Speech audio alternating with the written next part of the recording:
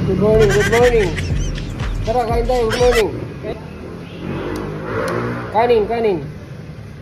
Sa yaya, yaya. Kanin, tapos Lucky B. Noodles, noodles. Ito lang kaya natin bilhin ngayon, noodles.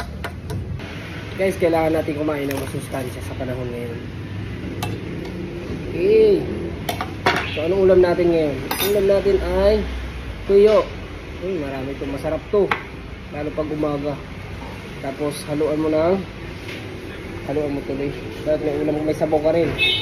So, since wala tayong pambili ng magandang sabaw, ng masarap na sabaw, noodles na lang muna tayo ngayon.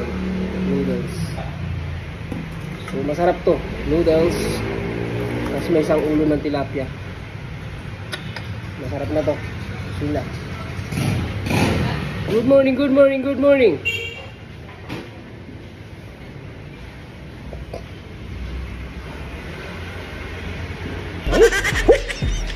Init pala. Oh, bata.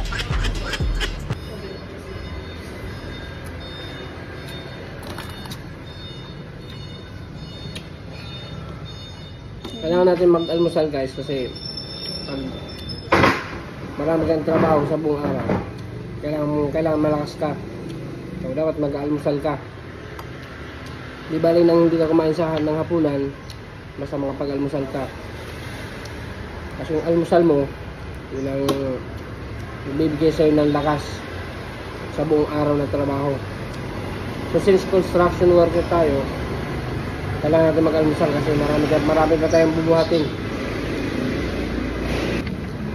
Sarap. Sarap mag-almusal pag ganito na maaraw. Dati hindi ako nag-almusal kasi kape-kape lang ako, pinapay. Ending, yung buong araw ko naapektuhan kasi pag nag-umpisa na ako magtrabaho, nagugutom ako, sumasakit yung tiyan ko.